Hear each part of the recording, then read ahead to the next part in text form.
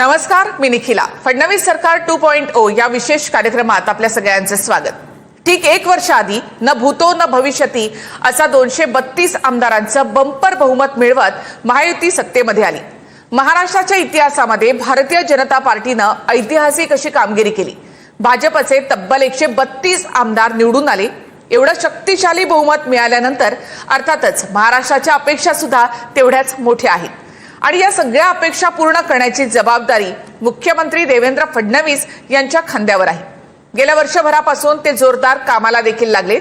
विकसित महाराष्ट्राचा कलश हाती घेत मुख्यमंत्री फडणवीस आणि महायुती सरकारची घोडदौड सुरू आहे. पण त्याचवेळी वर्षभराचं सरकारचं रिपोर्ट कार्ड काय आहे? महाराष्ट्राची जनता खरंच खुश आहे का? वर्षभराच्या आधी मतदान करणारे मतदार सरकारवर समाधानी आहेत का?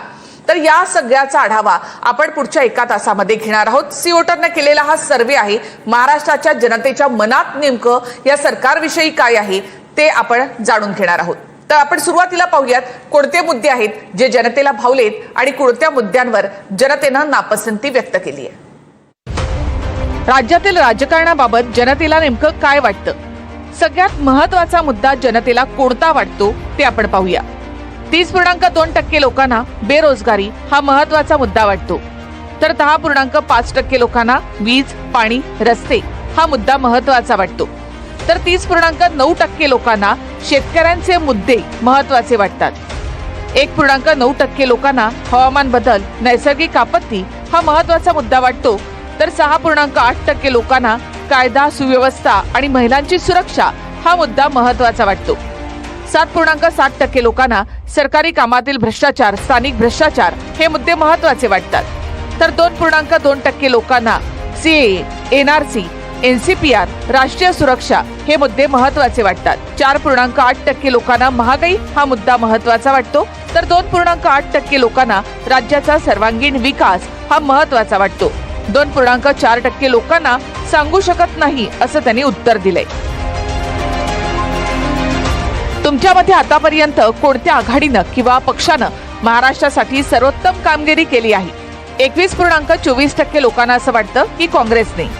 35.5% लोकांना वाटतं भाजप. 12.5% लोकांना वाटतं शिवसेना. 5.1% लोकांना वाटतं राष्ट्रवादी काँग्रेस पक्ष. 6% लोकांना वाटतं शिवसेना भाजप युती. 3.4% लोकांना वाटतं काँग्रेस राष्ट्रवादी आघाडी. 5.9% लोकांना महाविकास आघाडी वाटतं, तर 10.1% लोकांचं म्हणणं सांगू शकत नाही. तुमच्या लोकसभा मतदारसंघातील खासदाराची कामगिरी आणि त्यांना पुन्हा एकदा निवडून आणण्याबद्दल तुमचं मत काय आहे? तर 39.1% लोकांनी मी खुश आहे आणि तो पुन्हा जिंकावा असं मला वाटतं असं म्हटलंय, तर 22.1% लोकांनी मी खुश आहे पण मला वाटतं कोणी दुसऱ्यानं जिंकावं. 24.2% लोकांना मी नाखुश आहे आणि निश्चितपणे वाटतं की दुसऱ्यानं जिंकावं. 3.4% लोकांना मी नाखुश आहे पण तरीही त्याने पुन्हा जिंकावं असं मला वाटतं. 4.3% लोकांना मी त्याला ओळखतही नाही असं वाटतं. 6.9% लोकांनी सांगू शकत नाही असं उत्तर दिलंय. तुमच्या विधानसभा मतदारसंघातील आमदाराची कामगिरी आणि त्याला पुन्हा निवडून आणण्यासंदर्भात तुमचं मत काय? तर मी खुश आहे आणि तो पुन्हा जिंकावा असं मला वाटतं असं 43.3% लोकांनी म्हटलंय. 22.6% लोकांनी मी खुश आहे पण यावेळी दुसरा उमेदवार जिंकावा असं मला वाटतं असं म्हटलंय, तर 22.4% लोकांनी मी नाखुश आहे आणि निश्चितपणे वाटतं कोणी दुसऱ्यानं जिंकावं. 3.5% लोकांनी मी नाखुश आहे पण तरीही त्याने पुन्हा जिंकावं असं मला वाटतं. 1.7% लोकांनी मी त्याला ओळखतही नाही असं म्हटलंय, तर 6.4% लोकांनी सांगू शकत नाही असं उत्तर दिलं आहे. तर आणखी एक महत्त्वाचा मुद्दा म्हणजे सरकारची कामगिरी. तुम्ही तुमच्या क्षेत्रामध्ये केलेल्या विकास कामांना घेऊन सध्याच्या राज्य सरकारचं मूल्यमापन कसं करता येईल, कसं केलेलं आहे जनतेनं ते आपण पाहूया. तर 31.7% लोकांना असं वाटतं की चांगली आहे. 28.7% लोकांना वाटतं की सरासरी आहे. 28.5% लोकांना वाटतं की वाईट आहे आणि 11% लोकांनी मात्र आपण सांगू शकत नाही असं मत व्यक्त केलेलं आहे. तर फडणवीस सरकारचं हे रिपोर्ट कार्ड आहे. तर तुम्हाला महाराष्ट्रातला कोणता नेता सर्वात जास्त विश्वासार्ह वाटतो? तर त्यामध्ये 17.8% एकनाथ शिंदे, 35.7% लोकांनी मात्र देवेंद्र फडणवीसांना पसंती दर्शवलेली आहे. 14.4% लोकांनी उद्धव ठाकरेंना पसंती दर्शवली, 4% लोकांनी राज ठाकरे यांना आणि 11.2% लोकांनी शरद पवार यांना पसंती दर्शवली आहे. तर आपण सरकारचा हे रिपोर्ट कार्ड या ठिकाणी पाहत आहोत. तर एकूणच फडणवीस सरकारचं म्हणजे फडणवीस 2.0 ह्या सरकारचं रिपोर्ट कार्ड आपण या ठिकाणी पाहिलेलं आहे आणि सी वोटरने केलेला हा सगळ्यात मोठा सर्वे आहे. महाराष्ट्रातल्या जनतेचा हा सर्वे आहे, ज्यांना जवळपास 45 प्रश्न विचारण्यात आलेले होते आणि त्यामधून जनतेची उत्तरं यामध्ये घेण्यात आली. त्यावरून सरकारचं रिपोर्ट कार्ड जे आहे ते आपल्या समोर आलेलं आहे. या सगळ्यावर आपण चर्चा करणार आहोत. या चर्चेमध्ये सहभागी होत आहेत भाजपचे माध्यम प्रमुख नवनाथ बन, काँग्रेसचे प्रवक्ते हनुमंत पवार, शिवसेनेच्या नेत्या किशोरी पेडणेकर आणि ज्येष्ठ पत्रकार विजय चोरमारे सर यामध्ये सहभागी झालेले आहेत. एकूणच रिपोर्ट कार्डवर आपण प्रतिक्रिया घेणारच आहोत. मात्र या सगळ्या सर्वेवर सगळ्यात आधी भाजपचे माध्यम प्रमुख जे आहेत ते नवनाथ बन आपल्यासोबत आहेत. नवनाथजी, रिपोर्ट कार्ड तुम्ही दिलेलं आहे, जनतेची मतं या ठिकाणी आपण जाणून घेतली आहेत, इतरही प्रवक्त्यांची मतं आपण जाणून घेणार आहोत. मात्र हे सगळं तुम्ही जस्टिफाय कसं कराल? निखिलाजी, गेल्या 10 वर्षामध्ये देवेंद्रजी फडणवीस यांचा चेहरा समोर आणला की तुमच्या पुढे काय येतं, तर तुमच्या पुढे मेट्रो येते, तुमच्या पुढे कोस्टल येतो, तुमच्या पुढे अटल सेतू येतो. पायाभूत सुविधा पुढे नेण्याचं काम कुणी केलं असेल महाराष्ट्रात, तर देवेंद्रजी फडणवीस यांनी केलं. गेल्या काही दिवसापासून थेट परकीय गुंतवणूक महाराष्ट्रात सर्वाधिक जास्त कोणी आणली? देवेंद्रजी फडणवीस यांनी आणली. एवढंच काय, तर परकीय विद्यापीठं देखील आपल्याकडे आता गुंतवणूक करतात आणि मोठ्या प्रमाणात रोजगार उपलब्ध होतो. शेतकऱ्यांसाठी हे 24 तास वीज, म्हणजे तुम्हाला आठवत असेल 2014 पूर्वी महाराष्ट्रामध्ये 8-8, 10-10 तास लोड शेडिंग होते. आज तुम्हाला कुठल्याही गावाखेड्यामध्ये 24 तास वीज मिळते. शेतकऱ्यांना दिवसा वीज देण्यासाठी सौर कृषी पंप आणले, ज्याच्या माध्यमातून शेतकऱ्यांना आपण दिवसा वीज देतोय आणि सिंचनाची व्यवस्था देखील मोठ्या प्रमाणात केली. मागेल त्याला शेततळ असेल, त्याशिवाय पैनगंगा आणि या सगळ्या नदीजोड प्रकल्प असेल. महाराष्ट्राला पुढच्या 10 वर्षामध्ये, पुढच्या 25 वर्षामध्ये कुठेही दुष्काळ बघायला मिळाला नाही. खास करून विदर्भ आणि मराठवाड्यामध्ये कायम आधीच्या सगळ्या सरकारने विदर्भ मराठवाड्यावर अन्याय केला होता. या मागास असलेल्या विदर्भ मराठवाड्याला पुन्हा एकदा प्रभावात आणण्याचं काम कोणी केलं, तर देवेंद्रजी फडणवीस यांनी केलं. आणि आपल्या सर्वेमध्ये दिसतंय की जवळपास 35% लोक हे देवेंद्रजींच्या कारभारावर अतिशय खुश आहेत, आनंदी आहेत आणि बाकी जवळपास 51% लोक ही देवेंद्रजी यांना चांगलं मानतायत. याचाच अर्थ आहे की ज्या पद्धतीनं गेल्या वर्षभरात देवेंद्रजींच्या सरकारनं कामगिरी केली, एक विजन ठेवून की माणसाला विजन असली पाहिजे आणि ती इम्प्लिमेंट करण्याची ताकद असली पाहिजे, हे दोन्हीही देवेंद्रजींकडे आहे. त्यामुळं जे विजन आहे ते प्रत्यक्ष रोडमॅप, प्रत्यक्ष ग्राउंडवर उतरवण्याचं काम देवेंद्रजी करतायत. ती मुंबई असो, विदर्भ असो किंवा मराठवाडा असो, पश्चिम महाराष्ट्र असो, सगळ्यांना सोबत घेऊन सबका साथ सबका विकास आणि महाराष्ट्र आता थांबणार नाही ही कॅची लाईन घेऊन देवेंद्रजी पुढे गेले होते. आणि महाराष्ट्र खरेच थांबत नाही. क्रमांक 1चं, देशातलं क्रमांक 1चं राज्य आज महाराष्ट्र पुढे म्हणून येते. बरं, यावर देखील नवनाथ बन खरं तर टीका केली आहे विरोधकांनी. ते तुमच्याकडे 1 मिनिटात येते मी तुमच्याकडे. पवारांनी मांडलेला या ठिकाणचा लेखाजोखा सर, तुम्ही या सरकारला किती गुण द्याल?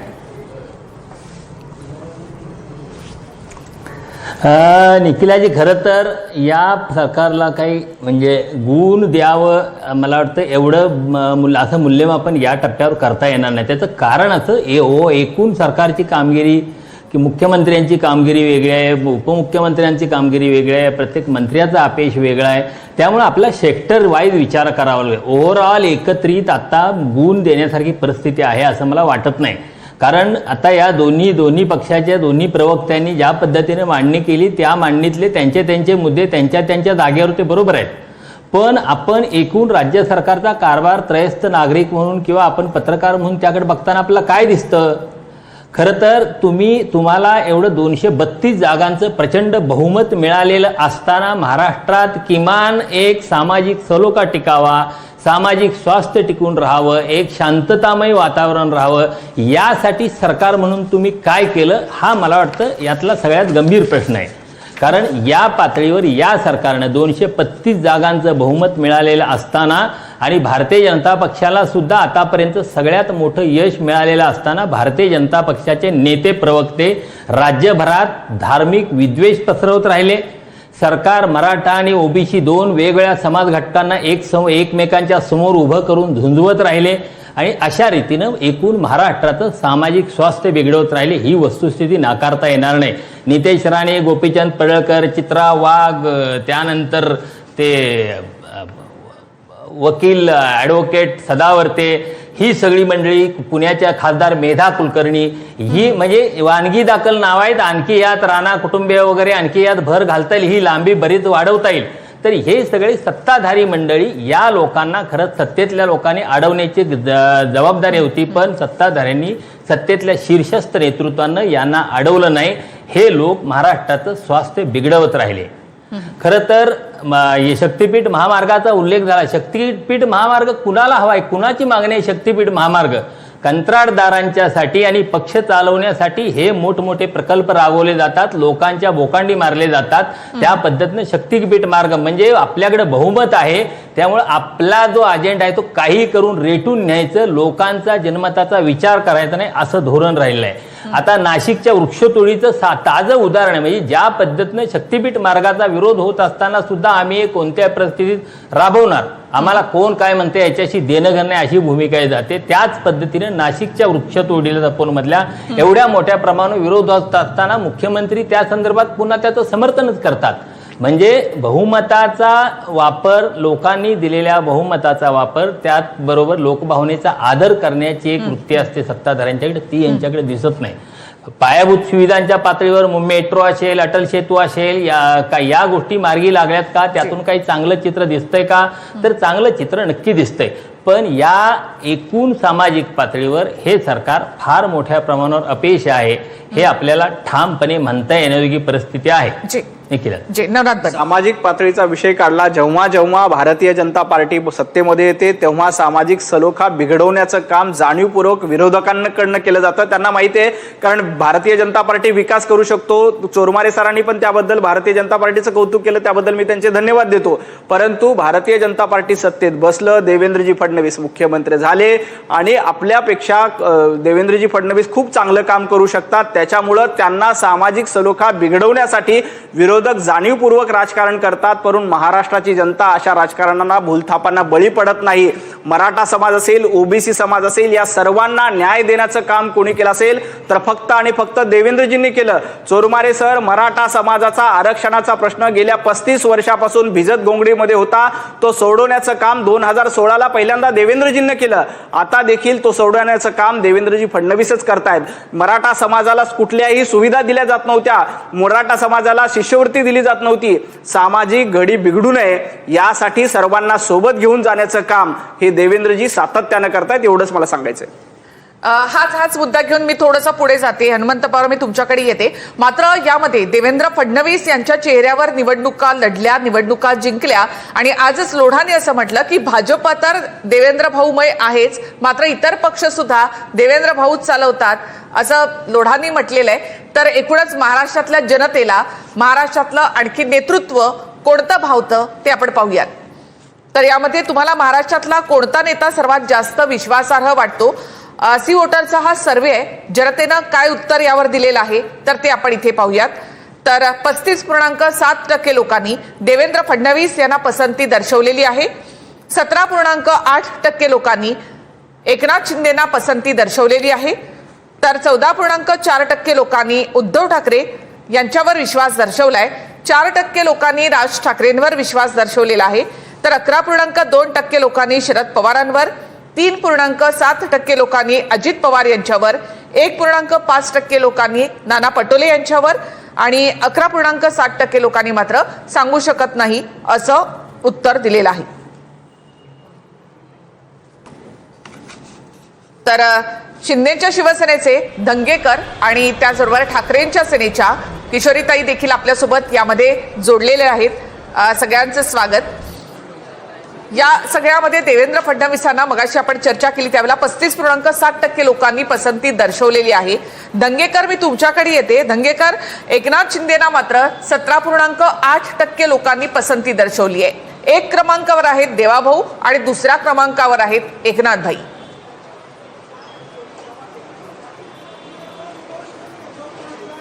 हॅलो, दंगेकर, माझा आवाज येतोय? हा येतो. जी याच्यामध्ये ह्या वर्षभराचा तो सर्वे तुम्ही घेतलेला त्यात. हॅलो बोला बोला. हॅलो, हा ह्या वर्षभरामधला जो सर्वे आहे त्या सर्वेचं तुम्ही जी सर्वेमध्ये जे लोकांनी लाईक केले त्याच्या संदर्भात तुम्ही मला एक प्रश्न विचारलेला आहे. तर याच्यामध्ये आता तर सध्या फडणवीस साहेब आता मुख्यमंत्री आहेत आणि रनिंगमधले मुख्यमंत्री असले तर त्यांचं नाव घेतलं जातं. तर एकनाथ शिंदे साहेबांचं बी त्यांच्याबरोबर घेतलं जातं. म्हणजे हे तिघांचं सरकार अत्यंत चांगल्या पद्धतीने चालतं हा लोकांचा विश्वास निर्माण झालेला आहे. त्यामुळे लोकांनी घेतलेला त्यांच्या सर्वेमध्ये त्यांना नाव घेतलेलं आहे. नक्कीच दंगेकर, मात्र आज लोढा असं म्हणालेत की भाजपा तर देवेंद्र भाऊमय आहेच, मात्र इतर पक्ष सुद्धा देवेंद्र भाऊच चालवतात.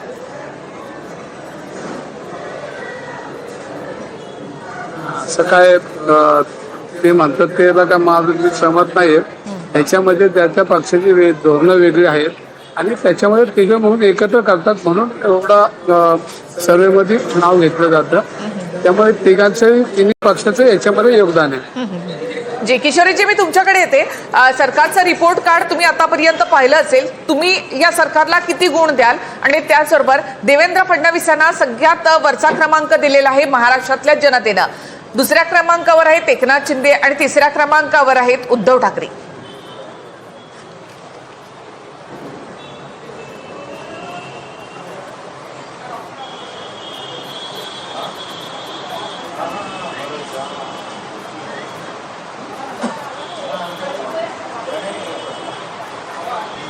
जे किशोरीजी, माझा आवाज येतोय?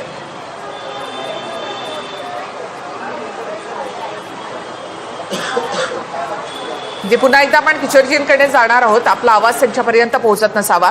मात्र हा मुद्दा आहे की देवेंद्र फडणवीस यांना पसंती दर्शवलेली आहे. त्यांच्या कामगिरीवर या ठिकाणी लोकांनी पसंती दर्शवली आहे. हनुमंत पवार, वाटतं तुम्हाला असं? नाही, देवेंद्र फडणवीस साहेबांचं नेतृत्व आता काही कारणानं बोला आहे का? आता येतोय, मला येतोय आवाज. हो, थ्रू करा. जे हनुमंत पवार, तुम्ही बोला. किशोरीजी तोपर्यंत थ्रू होत. मला डबल निखिलाजी, देवेंद्र फडणवीस साहेबांना का आता विधानसभेच्या निवडणुकीला सामोरे जायचंय का? देवेंद्र फडणवीस साहेबांचं असं काय घडलंय की एकदम अचानक सर्वे होत आहेत आणि त्यांना पसंती आहे असं सांगितलं जातं. एकनाथ शिंदेची पसंती त्यांच्यापेक्षा कमी दाखवली जाते आणि विरोधी पक्ष नेत्यांच्या लोकांना तर असं काय घडलंय? देवेंद्र फडणवीसांच्या ला काय धोका आहे का? असं काय प्लॅनिंग आहे का? असं काय नेरेटिव्ह स्थापन करायचं असं काय ठरलंय का? असो, जे काय असेल ते असेल, पण देवेंद्र फडणवीसांना जर सर्वाधिक पसंती आहे असं सर्वेवाल्यांचं म्हणणं आहे तर आमचा साधा प्रश्न आहे की 2000 मातांचे कुपोषणानं महाराष्ट्रात मृत्यू झाले. सर्वात लोकप्रिय मुख्यमंत्र्यांनी ते थांबवून दाखवावे ही आमची कळकळीची विनंती. मराठवाडा आणि विदर्भामध्ये 3000 शेतकऱ्यांनी कर्जबाजारीपणाला कंटाळून आत्महत्या केली. कर्जमाफी देतो म्हणले होते देवेंद्र फडणवीस साहेब. आमची कर्जमाफी करा फडणवीस साहेब. एक सुद्धा सोयाबीनचा दाना मी हमी भावानं खरेदी केल्याशिवाय सोडणार नाही. 1 नोव्हेंबर पर्यंत वाट बघा, माझ्यावर विश्वास ठेवा असं देवाभाऊ म्हणाले होते. आज डिसेंबर चालू झाला तरी सोयाबीन खरेदी केंद्र सुरू झालेले नाहीयेत. तर देवाभाऊनी आमच्या विद्यार्थ्यांना 50% पेक्षा जास्त जागा या विद्यापीठामधल्या शिक्षकांच्या रिक्त आहेत. आमच्या अभियांत्रिकी महाविद्यालयामधल्या असतील की इतर व्यावसायिक अभ्यासक्रमामधल्या मुलींना 100% शुल्क माफी करण्याची जाहिरात केली होती चंद्रकांत दादा पाटलांनी. फडणवीस साहेबांना लोकप्रिय आहे तर आमचं म्हणणं आहे की 3.5-4 लाख मुलींपैकी फक्त 3000 मुलींची तुम्ही फीस माफ केली तर आमच्या फीस माफ करा. ज्या मराठ्यांना आरक्षण दिलं म्हणून भाजपाचे प्रवक्ते सांगतायत लोकप्रिय देवेंद्र फडणवीस साहेबांनी मराठवाड्यामध्ये ओबीसीचे सर्टिफिकेट मराठ्यांना का नाहीत दिले म्हणून विचारावं एकदा तिथल्या यंत्रणेला. त्यामुळं महाराष्ट्रामध्ये शेतकरी, महिला, आदिवासी, दलित, ओबीसी या सगळ्या लोकांना जर त्यांच्या आयुष्यात फरक काय पडणार नसेल आणि तुम्ही फक्त मीडिया मॅनेजमेंट करून सर्वेच्या माध्यमातून तुमची प्रतिमा थोपणार असाल तर त्याला आमचा नाविलाज आहे. महाराष्ट्राचं जनमानस हे शेतकरी आत्महत्येनं सध्या व्यथित आहे. महाराष्ट्राचं जनमानस रोजगार निर्माण होत नाही म्हणून वाट बघतंय. महाराष्ट्रातलं जनमानस सगळ्या आमच्या लाडक्या बहिणी 2100 रुपये तुम्ही कधी देणार म्हणून वाट बघतायत ना. हमी भावाच्या खरेदीची वाट बघतायत ना.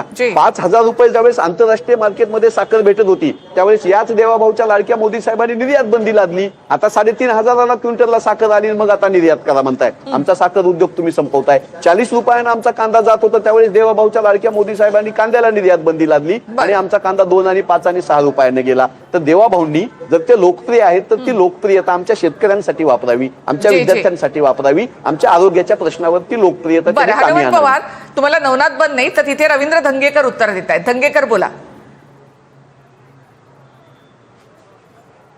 याच्यामध्ये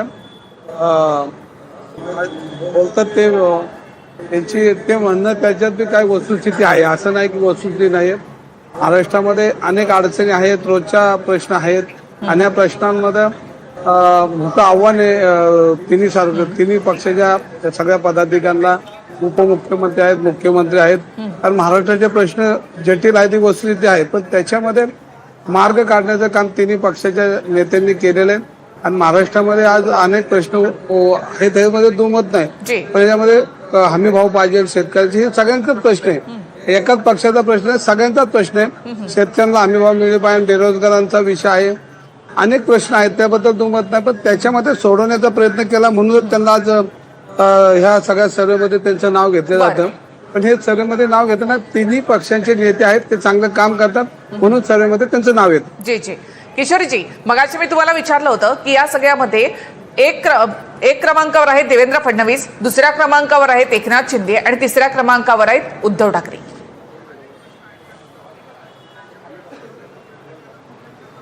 निखिला, किशोरीजी ते मला पटकन कळलं नाही. मला वाटलं किशोर नामक कोण आणखीन बसलेत का, जी.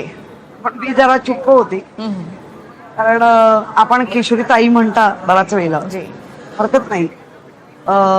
ज्या पद्धतीने सर्वे आलाय, सर्वे नेहमीच जे सरकार असतं त्याच्या बाजूनी बोलतं किंवा विरोधात बोलतं. आज नाही म्हटलं तरी 2022 पासूनचा जो या महाराष्ट्रात विषय चाललेत सगळेच, सोशल मीडिया ज्या पद्धतीने बोलताय, तरुण बोलतायत, महिला बोलतायत, सगळं बोलतायत, त्यामध्ये आता जो सर्वे त्या सर्वेचा आणि सोशल मीडियाचा जर आपण मिलाप केला तर नंबर हळूहळू खाली जाते. देवेंद्र फडणवीस हे अतिशय, ज्या त्यांनी 14ला मुख्यमंत्री म्हणून काम केलं, आत्ताही करतायत, पण ज्या पद्धतीने या संपूर्ण महाराष्ट्राचा जो चिखल झालाय, त्या चिखलाचा लोक काय म्हणतायत तेही आपण ऐकतोय. आणि मला एक तरी लोकांचं बरं वाटलं की सगळी सत्ता बत्ता सगळं काढून घेऊनही जेव्हा उद्धवजींना पण माइंडेड देतात, या तिसऱ्या पक्षातला एक घटक पक्ष 4थ्या क्रमांकावर गेलाय, हेही बघितलं पाहिजे. हे क्रमांक हे लोकांनी जे माइंडेड दिलं ते तुम्ही लोकांचं दाखवताय. परंतु आत्ता जे आधी बोलत होते, ज्यांना सन्माननीय म्हणून आपण बोलवलंय, त्याने तर अख्खा पाडाच वाचला. आणि हा खोटा आहे का? याच्यामध्ये जनतेला ठीक नाही, मला आपल्याला गप्पा ज्या पद्धतीने दिलासा हवाय तो मिळतोय का? साधं उदाहरण, 4-4 वर्ष तुम्हाला निवडणुका घ्याव्या लागतात. निवडणूक आयोगावर केंद्रापासून महाराष्ट्रावर कोणाचा दाब आहे?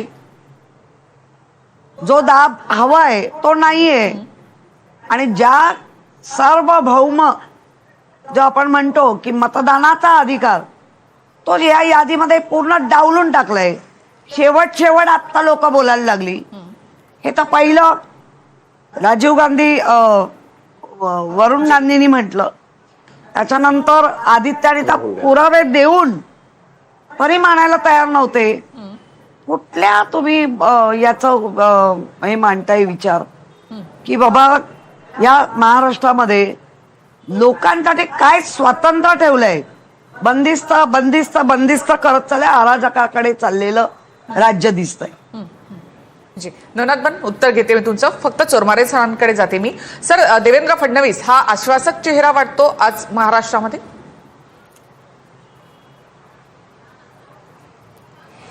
हे बघा, देवेंद्र फडणवीस हे 2014 पासून महाराष्ट्राचे मुख्यमंत्री आहेत. देवेंद्र फडणवीस यांच्यासाठी राष्ट्रीय पातळीवर भविष्यात फार मोठ्या संधी आहेत. त्या अर्थानं देवेंद्र फडणवीस हा भारतीय जनता पक्षासाठी आणि देशाच्या राजकारणासाठी सुद्धा आश्वासक चेहरा आहे. याबद्दल कुणाचं दुमत असण्याचं कारण नाही, त्यांच्या विरोधकांचंही दुमत असण्याचं कारण नाही. पण आश्वासक चेहरा असणं आणि सत्तेवर असताना त्या सत्तेचा अत्यंत उत्तम रीतीनं सर्वसमावेशकतेनं वापर करणं या दोन वेगवेगळ्या गोष्टी असतात. आणि त्या बाबतीत देवेंद्र फडणवीस हे सर्वसमावेशक राजकारण करत नाहीत असं दिसून येतं. मी मगाशी उल्लेख केला ज्या घटनेचा, म्हणजे ज्याला नवनाथ वनने उत्तर दिलं की देवेंद्र फडणवीस मुख्यमंत्री असताना विरोधक सामाजिक स्वास्थ्य बिघडवण्याचा प्रयत्न करतात. देवेंद्र फडणवीस मुख्यमंत्री असताना नितेश राणे, गोपीचंद पडळकर, राणा कंपनी, मेधा कुलकर्णी ही भारतीय जनता पक्षाच्या आणि महायुतीतली मंडळी सामाजिक स्वास्थ्य बिघडवण्याचा प्रयत्न करतात असं माझं म्हणणं आहे. आणि त्यांनी अत्यंत टोकाची भूमिका घेतल्यानंतर, म्हणजे अगदी कडेलोटाच्या क्षण आल्यावर मग देवेंद्र फडणवीस काहीतरी सारवासारव करण्याचा प्रयत्न करतात, हे लक्षात घ्यायला पाहिजे. खरं तर देवेंद्र फडणवीस यांच्यासाठी फार मोठं राजकीय आयुष्य आहे, फार मोठ्या राजकीय संधी आहेत. पण त्यांनी हे जे सर्वसमावेशक राजकारण आहे, सर्वसमावेशकतेच्या राजकारणापासून फारकत घेतल्यामुळं त्यांच्या संदर्भात ज्या अपेक्षा बाळगल्या जातात त्या अपेक्षा ते पूर्ण त्या अपेक्षांना उतरत नाहीत असं म्हणावं लागतं. तसं म्हणताना मला अजिबात संकोच वाटत नाही.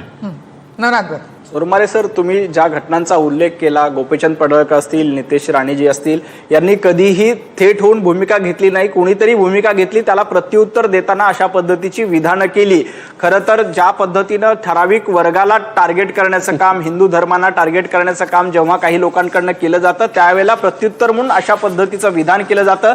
परंतु याच्यामध्ये कुठेही सामाजिक सलोखा बिघडण्याचा भारतीय जनता पार्टीचा हेतू नाही. आणि देवेंद्रजी फडणवीस तर सबका साथ, सबका विश्वास, सबका प्रयास या पंतप्रधान नरेंद्र मोदीजींच्या मंत्राला पुढे घेऊन जाणारे सच्चे शिपाई आहेत, सच्चे सेनापती आहेत. त्यांनी आतापर्यंत महाराष्ट्राला पुढेच नेलेलं आहे. आतल्या अशा कुठल्याही सलोख्याला महाराष्ट्राची वीण उसवू नये यासाठी सर्वाधिक प्रयत्न कोणी केलं तर देवेंद्रजी फडणवीस यांनी केलं. मी मगासून म्हणतो की जेव्हा देवेंद्रजी सत्तेवर येतात, विरोधक जाणीवपूर्वक महाराष्ट्रामध्ये सामाजिक सलोखा बिघडला पाहिजे यासाठी काही लोकांना पुढे करून, काही एनजीओना पुढे करून अशा पद्धतीचं महाराष्ट्राचं राजकीय वीण उसवण्याचा प्रयत्न करतात. परंतु त्यांना ते यश येणार नाही. निखिलाजी फक्त 2 मुद्दे मांडतो. हनुमंत पवार यांनी म्हटलं की महाराष्ट्रामध्ये शेतकऱ्यांची अवस्था. हनुमंतजी पवार, महाराष्ट्रामध्ये अतिवृष्टी झाली, जवळपास 32,000 कोटी रुपयाचं पॅकेज आपण घोषित केलं. आपण पंजाबचा उल्लेख करत होता, पंजाबनी काहीच दिलं नाही, महाराष्ट्राने जवळपास 32,000 कोटी रुपये दिले. थेट शेतकऱ्यांच्या खात्यामध्ये पैसे जमा झालेले आहेत आणि शेतकऱ्यांना लाभ मिळतो. कर्जमाफीचा विषय निघाला.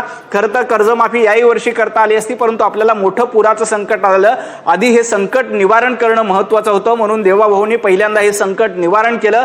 महाराष्ट्रात कर्जमाफी करण्याचं काम देवेंद्रजी फडणवीसच करणार आहेत. 2017ला आम्ही कर्जमाफी केली होती, पुन्हा एकदा आम्ही कर्जमाफी करू. कर्जमाफी करण्याबद्दल काहीही दुमत नाही. कर्जमाफी झाली पाहिजे, शेतकऱ्यांचा सातबारा कोरा केला पाहिजे. उद्धवजींनी सांगितलं होतं की अनेकांनी सांगितलं होतं की आम्ही शेतकऱ्यांचा सातबारा करू, परंतु 2.5 वर्ष महाविकास आघाडीचं सरकार असताना सातबारा कोरा सोडा, साधे 50,000 रुपये यांना देता आले नाही. महायुतीचं सरकार आल्यानंतर एकनाथजींच्या नेतृत्वामध्ये ते 50,000 देण्याचं काम आम्ही केलं. आणि आकडेवारीचा विषय आला, देवेंद्रजींना 35%, एकनाथजींना 17%, या दोघांची बेरीज केली तर जवळपास 52-53% महायुती आहे. आणि काँग्रेसची अगरबत्ती कुठे आहे? जवळपास किती टक्के? 2-3% काँग्रेसच्या नेत्यांना महाराष्ट्रामध्ये स्थान आहे. उद्धवजींचं स्थान काँग्रेसच्या तुलनेमध्ये कैकपट बरं आहे. काँग्रेसच्या तुलनेमध्ये सन्माननीय राज ठाकरे यांचं स्थान देखील बरं आहे. त्यामुळे काँग्रेसची अवस्था महाराष्ट्रात काय आहे हे देखील आपण बघितलं पाहिजे. आणि आम्ही दोघेही मिळून, म्हणजे देवेंद्रजी आणि एकनाथजी मिळून जवळपास 52% अधिक जातो. म्हणजे महाराष्ट्रातली सर्वाधिक पसंती महायुतीला आहे आणि महायुती म्हणून अतिशय चांगलं काम देवेंद्रजींच्या नेतृत्वात. तुम्ही इथे दादांचा तुम्ही उल्लेख केला नाही, दादाही आमच्या सोबत आहेत. हनुमंत पवार, अगदी छोटंसं उत्तर, पुढे जायचंय मला. शेतकऱ्यांबद्दल अतिवृष्टीमध्ये 80,000 कोटीचं नुकसान झालं असं महसुली आणि कृषी खात्याच्या अधिकाऱ्यांचे पंचनामे होते. 80,000 कोटीचं नुकसान झाल्यानंतर देवाभाऊंनी 31,000 कोटी रुपयाची भरपाई देणार असं सांगितलं. आज तागायत महसूल यंत्रणेचे आकडे आहेत, शेतकऱ्याच्या अकाउंटवर फक्त 8,500 कोटी रुपये गेले आणि केंद्र सरकारकडे 3 महिने उलटून गेल्यानंतर मदत मागण्याचं सुद्धा औदार्य देवेंद्र फडणवीस साहेबांनी दाखवलेलं नाही. मराठवाड्यामधल्या प्रस्ताव गेलाय मदतीचा. शिवराज सिंग चौहान यांनी संसदेमध्ये ऑन रेकॉर्ड सांगले हनुमंत पवार किती खोटं बोलणार. प्रस्ताव केंद्राकडे गेलाय. स्वतः शिवराज सिंग चौहान केंद्रीय मंत्री आहेत, त्यांनी स्पष्टपणे सांगितले की प्रस्ताव आलाय आणि केंद्राकडनं देखील मदत मिळेल. 32,000 कोटी तुम्ही आयुष्यात कधी दिली नव्हती शेतकऱ्यांना. तुम्ही फक्त हवेमध्ये गप्पा मारतायत. महाराष्ट्रामध्ये 50 वर्ष तुमचं सरकार होतं. तुम्हाला 1 रुपया शेतकऱ्यांना देता आला नाही. शेतकऱ्यांची कर्जमाफी शरद पवारांना करावी लागली, काँग्रेसला करता आली नाही. त्यामुळे तुम्ही कृपया असं फेक नरेटिव्ह पसरवण्याचं काम करू नका. ते तुमचे आता धंदे महाराष्ट्राने ओळखलेले आहेत. त्यामुळे नाना पटोलेंना किती टक्के मिळाले याच्यावर जरा बोला. नाना पटोले त्यांना शांत बसवा. बोला बोला मी हनुमंत त्यांचं पवार पूर्ण बोला. ऐकलं. निखिलाजी मला संरक्षण द्या. मी पूर्ण ऐकलंय. या देशाच्या कृषी मंत्र्यांनी लोकसभेमध्ये पटलावर सांगितलं आमच्याकडे प्रस्ताव आला नाही. मीडियामध्ये काय सांगितलं हे जर यांचे नाही लोकसभेत सांगितलं. निखिलाजी ऐकूया यांना. हे खोटं बोलताय त्यांना ऐका. शिवराज सिंगांनी लोकसभेमध्ये सांगितलं खोटं बोलू नका. निखिलाजी तुम्ही सांगा संसदेमध्ये काय सांगितलं. माझ्यावर नका विश्वास ठेवू. काय सांगितलं संसदेमध्ये परवा. काय बघितलं माध्यमांवर आम्ही. आता हे मीडिया मॅनेजमेंट करून बाहेर मीडियाला सांगतायत. यांच्या कृषी मंत्र्यांनी सांगितलं की महाराष्ट्राचा प्रस्ताव 3 महिन्यानंतर प्रस्ताव देत नाही. काय काम करायला होते तुम्ही 3 महिने. हे शिवराज 152 शेतकरी हनुमंत पवार वाहून गेले. लाखो शेतकरी निघून गेले. 3 महिन्यानंतर तुमची अगरबत्ती कुठे लावता. उपकार करता का प्रस्ताव दिला म्हणजे. मदत कधी येणार आहे ते सांगा. देवाभाऊ म्हणता. एकनाथ शिंदे दिल्लीला पडतात, अजित पवार दिल्लीला पडतात, फडणवीस दिल्लीला पडतात. मदत घेऊन या ना. 3 महिने संपले तरी तुम्ही काय करताय. आणि फुकाच्या गप्पा हाणता काय. खोटं बोलता काय. शेतकरी म्हणतात कर्जमाफी करत नाही म्हणजे मदत अहंकारामुळे आणि लागली अवस्था झाली आहे. ऐकून काही बोलता का. ऐकायची क्षमता ठेवा. दाखवा किती मदत आणली ते. दाखवा किती मदत आणली ते. आणि उचलली जीभ लावली. 32,000 कोटी हनुमंत पवार 32,000 कोटी शेतकऱ्यांना दिलेले आहेत. काँग्रेसच्या संपूर्ण हयातीमध्ये एवढे पैसे काँग्रेसने एकावेळी शेतकऱ्यांना दिले नव्हते. अमित शहा येऊन गेले. आणि तुमच्या मदत देता किती टक्के मिळाले त्याच्यावर जरा बोला. उत्तर प्रदेशला मदत देता, राजस्थानला मदत देता. महाराष्ट्रानं काय घोडं मारले. महाराष्ट्रातल्या शेतकऱ्यांवर का बरं एवढं शत्रुत्व आहे तुमचं. का महाराष्ट्रातल्या शेतकऱ्याला मदत दिली नाही. 3 महिने कशाची वाट बघायला होते. कुठलं पंचांग आणलं होतं देवाभाऊनी. कुठला मुहूर्त बघत होते तुम्हाला प्रस्ताव द्यायला. आता आला म्हणून सांगता. मदत कधी येणार आहे ते सांगा. निखिलाजी शेतकऱ्यांना थेट शेतकऱ्यांच्या अकाउंटमध्ये मदत देण्याचं काम केंद्राची वाट न बघता. आपण केंद्र सरकारची वाट बघितली नाही की केंद्र सरकार पैसे देईल. त्याच्या आधी 32,000 कोटी रुपयाचं पॅकेज दिलं. आपण थेट शेतकऱ्यांच्या खात्यामध्ये पैसे दिले. काँग्रेसच्या संपूर्ण हयातीमध्ये हनुमंत पवार काँग्रेसच्या संपूर्ण हयातीमध्ये 30,000 कोटी सांगितले. खोटं बोलतात का तुमचे फडणवीस. तुम्ही आणि फडणवीस साहेब एकदा मिळून बसून घ्या काय सांगायचं ते. तुम्ही आणि फडणवीस एकदा बसून घ्या काय सांगायचं ते. दोघं मिळून ठरवा. पक्षाचं ठरवा. तुमचे मुख्यमंत्री म्हणतात 31,000 कोटी दिले. 8,000 कोटीचे आकडे गृहसचिव सांगतायत. मुख्य सचिव 8,000 कोटीचे आकडे सांगतायत. मुख्यमंत्री 31,000 कोटीचे आकडे सांगतायत. का धूळफेक करताय शेतकऱ्यांच्या याच्यावर. का धूळफेक करताय. का खोटं बोलताय. किती खोटं बोलणार आहात तुम्ही. किती दिवस मीडिया मॅनेजमेंटच्या न्यूज मॅनेजमेंटच्या माध्यमातून जगणार आहात. शेतकऱ्यांच्या आत्महत्या दिसत नाही तुम्हाला. त्यामुळे हनुमंत पवारांनी अशा पद्धतीचा फेक नरेटिव्ह पसरवण्याचा प्रयत्न करू नये. तुम्ही 24 तास वीज देऊ शकत नव्हतात. पाण्याचा तर दुसरा विषय राहिला. आम्ही 2014ला सत्तेत आल्यानंतर पहिल्यांदा शेतकऱ्यांना लोडशेडिंग मुक्त केलं. महाराष्ट्राला लोडशेडिंग मुक्त केलं. मागेल त्याला शेततळ असेल, शेतकऱ्यांना कर्ज देणं असेल. सगळे प्रोजेक्ट अदानीच्या घशामध्ये घातले. 23% वीज दरवाढ केली तुम्ही. शेतकऱ्यांना आणि घरगुती विजेला 23% दरवाढ केली. उद्योजकांच्या घशामध्ये तुम्ही अख्खं ऊर्जा खातं घातलं. बंदरं दिली, विमानतळं दिली. मेगा इंजिनिअरिंगला तुम्ही पैसे देणारी लोक, गुगल भ्रष्टाचार करणारी लोक बॅगा बधू घेऊन तुमचे मंत्री जात आहेत आणि शेतकऱ्यांना न्याय दिला म्हणून सांगतात. 3 महिने लागले तुम्हाला केंद्र सरकारला प्रस्ताव द्यायला. किशोरीजी सुद्धा आपल्या सोबत आहेत. चोरबारे सर आहेत. दंगेकर देखील आहेत. त्यांनाही बोलायचे. मात्र या सगळ्यामध्ये फडणवीस सरकारच्या काळातील पायाभूत सुविधांच्या विकासाचं मूल्यमापन कसं करणार तर त्यावर जनतेनं काय मतं व्यक्त केलेली आहेत ते आपण थोडासा सर्वे पाहूयात. मी पुन्हा एकदा तुमच्याकडे येते.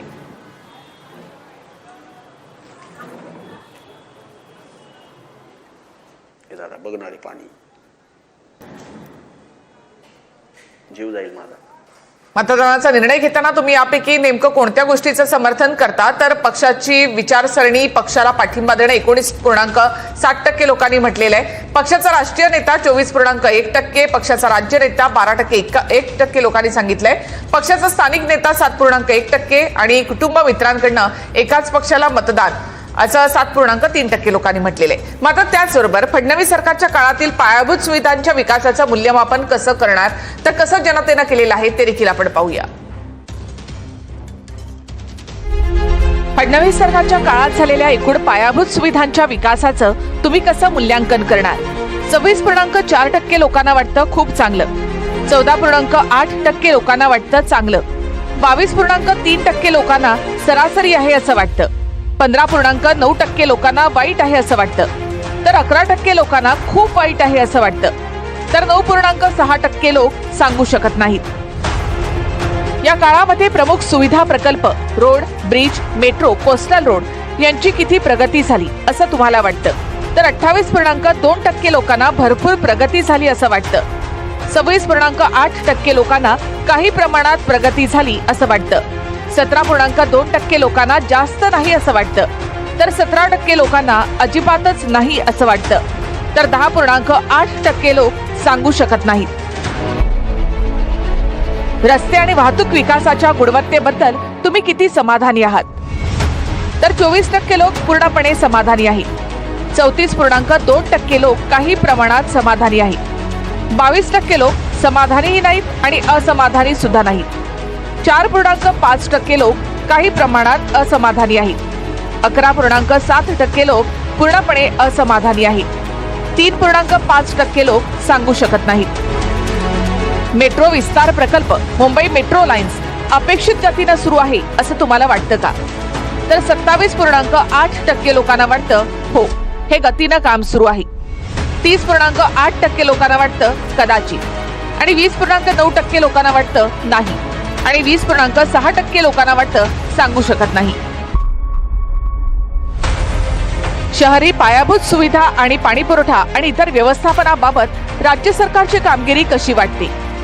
17.3% लोकांना खूप चांगली वाटते, 14.1% लोकांना चांगली वाटते, 29.1% लोकांना सरासरी वाटते, 14.7% लोकांना वाईट वाटते, तर 13% लोकांना खूप वाईट वाटते, तर 11.8% लोकांनी सांगू शकत नाही असं उत्तर दिलं आहे. फडणवीस सरकारच्या काळामध्ये राज्याच्या जीडीपी वाढीच्या कामगिरीचं तुम्ही कसं मूल्यांकन कराल? 19% लोकांनी खूप चांगली असं म्हटलंय, 15.5% लोकांनी चांगली असं म्हटलंय, तर 26.6% लोकांनी सरासरी असं म्हटलंय, 13.1% लोकांनी वाईट असं म्हटलंय, 13.2% लोकांनी खूप वाईट असं म्हटलंय, तर 12.7% लोकांनी सांगू शकत नाही असं म्हटलं आहे. तुमच्या मते फडणवीस सरकारच्या काळामध्ये महाराष्ट्राच्या आर्थिक परिस्थितीमध्ये किती सुधारणा झाली? 17.8% लोकांना असं वाटतं भरपूर सुधारणा झाली, 22.8% लोकांना वाटतं काही प्रमाणामध्ये सुधारणा झाली, 23.3% लोकांना वाटतं की जास्त काही झालं नाही, 27.5% लोकांना वाटतं अजिबातच झालं नाही, 8.5% लोकांना वाटतं सांगू शकत नाही. भारतातील आघाडीचा योगदानकर्ता म्हणून महाराष्ट्रानं आपलं स्थान कायम ठेवलंय यावर तुम्ही किती प्रमाणामध्ये सहमत आहात? तर 33% लोक पूर्ण सहमत आहेत, 26.8% लोक काही प्रमाणामध्ये सहमत आहेत, 13.1% लोक काही प्रमाणामध्ये असहमत आहेत, 16.1% लोक पूर्णपणे असहमत आहेत, 11.1% लोक सांगू शकत नाहीत. राज्य सरकारने औद्योगिक विकास आणि लघु मध्यम उद्योगांना किती प्रभावीपणे पाठिंबा दिलाय?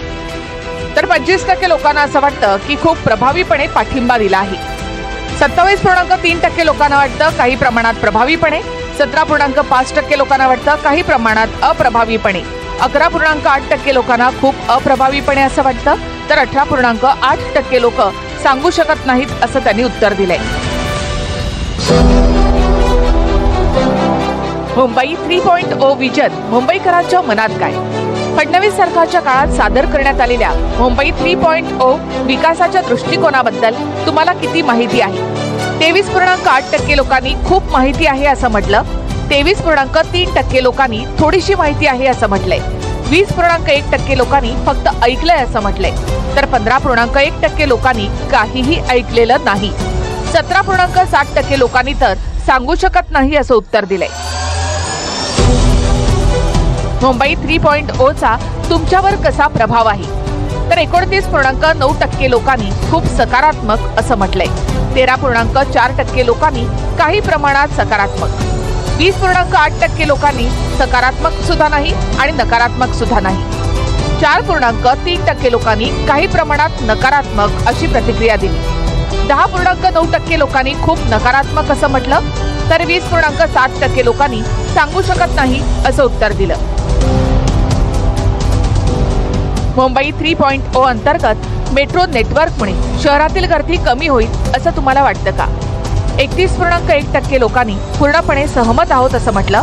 25.4% लोकांनी काही प्रमाणात सहमत आहोत असं म्हटलंय, तर 10.5% लोकांनी काही प्रमाणात असहमत असं म्हटलं. 12.7% लोकांनी पूर्णपणे असहमत असं म्हटलंय. 20.3% लोकांनी सांगू शकत नाही असं उत्तर दिलं. Coastal road, JMLR, Malabar hill बोगदा यासारखे प्रकल्प मुंबईतील भविष्यातील गरजांशी किती प्रमाणात सुसंगत आहेत? 37.4% लोकांनी असं म्हटलंय भरपूर. 17.3% लोक म्हणतात काहीसं. 13.6% लोक म्हणतात जास्त नाही. 10.2% लोक म्हणतात अजिबात नाही. 21.6% लोकांनी तर सांगू शकत नाही असं उत्तर दिलंय. तर महापालिकांच्या निवडणुका डोळ्यासमोर आहेत, अशा वेळेला मुंबईचा सर्व्हे देखील अत्यंत महत्त्वाचा असा हा मानला जातो. किशोरीजी, मी तुमच्याकडे येते यासाठी. Metro, coastal road, Atal Setu, समृद्धी महामार्ग असे जे काही सगळे प्रोजेक्ट आहेत, हे फक्त महायुतीच्या काळामध्ये म्हणजे देवेंद्र फडणवीसांच्या नेतृत्वामध्ये पूर्ण झालेत असा दावा भाजपकडनं केला जातोय.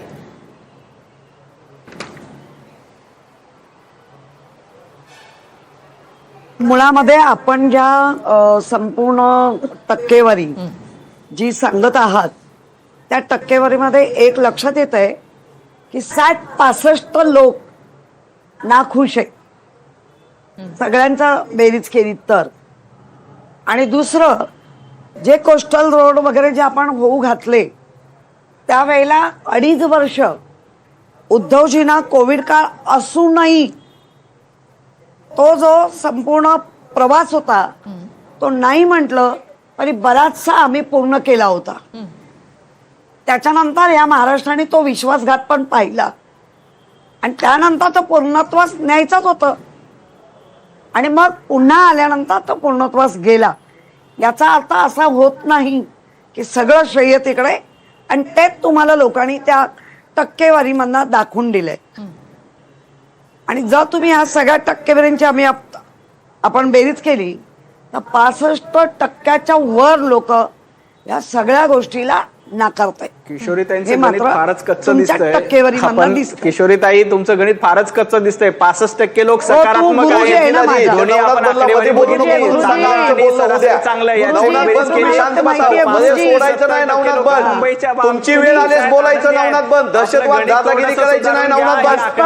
नवनाथ बंद आवाज बंद करा. दुसरे बोलताना दादागिरी करायला त्याला ठेवलंय. मध्ये का बोलता तुम्ही? त्याला त्याच्यासाठी ठेवलंय. दादागिरी करायची नवनाथ बंद. निखिलाजी त्या माणसाचा आवाज बंद करा ना. पवार थांबा तुम्ही थोडंसं. किशोरीजी बोलतायत, तुम्ही थांबा. कोण कट करणार आहे? 65 ते 70% लोक खुश आहेत आणि ताई अशा उलट्या आकडेवारी सांगतायत. निखिलाजी, त्या माणसाचा माईक म्यूट करा. निखिलाजी, विनंती आहे, नाहीतर आम्ही ही डिबेट सोडून जाऊ. तुम्ही त्यांना घेऊन चर्चा करा. मला कट केलं. आता ताई बोलतायत. आकडेवारी बघा आणि मग बोला. हनुमंत पवार आकडेवारी बघा आणि मग बोला. 65 ते 70% तुमच्याकडे वेळ आली, बोला ना नवनाथ बंद. खोटे तुम्ही किती बोलताय हनुमंतराव? वेळ आल्यानंतर बोला. तुमच्याकडे काय आकडेवारी आहे ती तुम्ही कट करण्याची दहशत काय करताय? चॅनल तुमचं काय? बापदादाच्या घरचं चॅनल आहे तुमच्या. आम्ही बोलायचं नाही का? 25%, 60% तर प्लस झालं आणि तुम्ही अरे तरी ते सांगता बघतील की ना, 65 अँकर बघतील ना, अँकर बघतील ना. तुम्ही अँकर आहात का? तुम्ही सोडली सगळ्यांचे बाप वगैरे काढतो आणि नवनाथ बंद सगळ्यांचे बाप काढतो. किशोरीजी बोला. तुला काय बाप बनवलाय की काय? हो ताई, तुम्ही बाप वगैरे बोलू नका. आपण नवनाथ आकडेवारी बंद खरी आहे ती सर्वांचे बघा. बाप काढतो. आपली आकडेवारी काय आहे? त्याला काय? आपलं अरे गणित तुम्ही बोलू थोडंसं नका सुधारून बघा. घ्या. स्क्रीनवर जी तुमच्या आकडेवारी घरचं आहे नाही, बघा. नवनाथ थोबाड बंद करा. दर वेळेला वटवट चालणार नाही. ठेवलेला आहेस तर ठेवल्याप्रमाणे बोल. ठेवलेला आहे तर ठेवल्याप्रमाणे बोल. स्क्रीनवर आकडेवारी आहे. निखिलाजी, तुम्ही प्लस करून सांगा आकडेवारी काय आहे ते. बरं, नवनाथ बंद थांबा. थांबा किशोरीजी बोला, तुम्ही कंप्लीट करा अहो तुमचं. तुम्ही पत्रकार नाहीये तो नवनाथ बंद, तुम्ही भाजपचे प्रवक्ते आहात. कोण आहे? तुम्ही कंप्लीट तेच करते, त्याचा खोबड बंद होईल तो एवढं करेल. त्याला बोलू द्या, किशोरीजी त्याला बोलताय. त्याच्यासाठी ठेवलंय किशोरी हे ताई बोला, आम्ही तुम्ही तुमचं वारंवार complete करा. सांगतोय. मी लॉजिक तुमच्या आकडेवारीच सांगितलं, मी लॉजिक पूर्ण तुम्ही सहमत असलेले सांगितले. मग नंतरचे जे आकडे सांगताय ते पूर्ण सहमत नसलेले सांगितले. त्याच्यात माझं गणित कच्चं आहे की बरोबर आहे, हा गुरुजी आहे का माझा? अहो स्क्रीन बघा. बर, आणि म्हणून म्हणते याला ठेवलंय ना ज्या प्रकारे तेवढंच बोलावं, फार अति बोलू नकोस. ताई मी तुम्हाला अरे तुरे करत नाही, मी तुम्हाला आदराने बोलतोय. अरे तुरे करू नका, आम्हाला पण त्याच भाषेत अरे नवनाथ, तू माझ्या बरोबर डिबेट केलेले आहेत. नवनाथ, तेव्हा तुम्ही लास्ट कमेंट मीडियात होता ना, तेव्हा आपण नवनाथच बोलत होतो. ताई, काय मी विसरतात तुम्हाला की काय? आदराने बोलतोय. मी भारतीय जनता पार्टीचा प्रवक्ता आहे, तुम्ही देखील अरे एका बाबा, पक्षाच्या नवनाथ, कार्यकर्त्या मी आहात, नवनाथ एका बोलणं. पक्षाच्या महापौर राहिलेले मी आहेत. नवनाथ आपण बोलणं. डिबेटमध्ये मान ठेवूनच माझ्या- एकमेकाचं बोलतोय. आम्हाला पण मी अरे तुरेची तेच भाषा येते, म्हणते, पण भारतीय जनता पार्टीचे संस्कार मी नाही. शिवी घातली का? थांबाल कारण आपण एकत्र काम नक्कीच वेळ कमी केलंय. आहे म्हणून मला एक कमेंट या वेळेला घ्यायची मीडियात चोरमारे होता. सरांकडनं. चोरमारे सर बोला. मी तेच बोलते, मी शिवी घातली का? चोरमारे सर, शांत झालं का? जी जी बोला. हे बघा, आपण मुंबईतल्या पायाभूत सुविधा आणि प्रकल्पाच्या संदर्भात बोलतोय. गेल्या काही दिवसात आपल्याला मुंबईतलं मेट्रोचे जाळं विस्तारल्यामुळं वगैरे काही चांगलं चित्र निश्चितपणे दिसतंय मुंबईतल्या नाही याचं. ना. आणि भविष्यातल्या एकूण मुंबईतला वाहतुकीवरचा ताण कमी करण्यासाठी हे प्रकल्प निश्चितपणे उपयोगी ठरणार आहेत. पण आता इथं एक आपल्याला गोष्ट लक्षात घ्यायला पाहिजे, कारण ज्यावेळी आपण पायाभूत प्रकल्पांचा मेट्रो वगैरे तो दर्जा एक आंतरराष्ट्रीय त्याचं पाळावं लागतं, ते ठीक आहे. पण आपण रस्त्यांच्या दर्जाच्या होता आपण काय दर्जानं काम करतो? म्हणजे साधं उदाहरण आपण, म्हणजे आता यातले 2-3 गोष्टी मिक्स होतील. घोडबंदर ठाणे रस्ता, त्याचं जे टेंडर कोर्टाच्या आदेशामुळं 3,000 कोटी रुपये कमी करावं लागले. म्हणजे काय पद्धतीनं हे व्यवसाय धंदे केले जात होते हे आपण लक्षात घ्यायला पाहिजे. आपल्याला रस्त्यांच्या दर्जाबाबत आपण बोलतो. मी बिहारच्या निवडणुकीच्या काळात बिहारला जाऊन आलो. बिहारच्या राजधानीपासून जिल्ह्याला जोडणारे जे रस्ते आहेत ते बघितल्यानंतर लक्षात येतं की महाराष्ट्र किती मागं आहे. कारण आपल्याकडे इथं कुठंही 100 फुटाचा रस्ता सुद्धा बिगर खड्ड्याचा दिसत नाही. तिथं तुम्ही शेकडो किलोमीटर गेल्यानंतर सुद्धा कुठं साधा खड्डा लागत नाही किंवा पोटातलं पाणी हलत नाही, अशी बिहारमधल्या राजधानीपासून जिल्ह्याला जोडणाऱ्या रस्त्यांची अवस्था आहे. आपल्याकडच्या रस्त्यांचं काय? पुण्याचा जंगली महाराज रोड आहे, तो 50 वर्षापूर्वीचा रस्ता आहे, त्या रस्त्याचा दर्जा आणि त्या तुलनेत उत्तम रीतीनं झालेली कामं जी 2 आपल्याला रस्त्यांच्या बाबतीत दाखवता येतात, ती म्हणजे एक ईस्टर फ्रीवे जो आहे, ईस्टर फ्रीवे, तो फ्रीवेचा उत्तम काम झालेलं आहे. आणि दुसरं वांद्रे वरळी शिलिंगचं ते काम उत्तम झालेलं आहे. नंतरच्या काळात जी रस्त्यांची कामं झाले त्यांचा दर्जा, त्याचं डांबर, त्याच्यावरचे खड्डे, म्हणजे 17,000 कोटी रुपयांचा अटल सेतू 17 महिन्यात त्याच्यावर खड्डे पडलेले आहेत. 20 फुटांचा खड्डा आपण गेल्या काही दिवसापूर्वी बघितलेला आहे. म्हणजे पायाभूत सुविधांची कामं करताना त्याचा दर्जा सांभाळण्याबाबत आपण लक्ष देत नाही. म्हणजे त्यात किती मोठ्या प्रमाणावर भ्रष्टाचार होतो हे आपल्याला लक्षात घ्यावं लागेल. पायाभूत सुविधा, मोठी जाहिराती करता येतात, त्यात मोठे फोटो दाखवता येतात, पण हे सगळं करत असताना त्या कामांचा दर्जा आपण किती सांभाळतो हे आपल्याला ह्या उदाहरणांच्यावर दिसून येईल. नक्कीच सर्वे खूप मोठा आहे, त्यामुळे त्यावर चर्चा देखील खूप मोठी आहे. मात्र वेळेअभावी आपल्याला इकडे थांबावं लागतं. सगळ्या गेस्टचे खूप खूप धन्यवाद. तुम्ही या चर्चेमध्ये सहभागी झालात आणि आपली मतं या ठिकाणी मांडलीत त्याबद्दल. तर खूप खूप धन्यवाद. तर सरकारचं रिपोर्ट कार्ड आपण या ठिकाणी मांडलेलं आहे आणि या रिपोर्ट कार्डनुसार लोकांच्या अपेक्षा देखील आणखी मोठ्या आहेत. 1 वर्ष झालेलं आहे, अजून पुढची 4 वर्ष आहेत. त्या 4 वर्षामध्ये या सगळ्या अपेक्षा सरकारला पूर्ण कराव्या लागणार आहेत. तर या चर्चेमध्ये आपण इथेच थांबूयात. नमस्कार.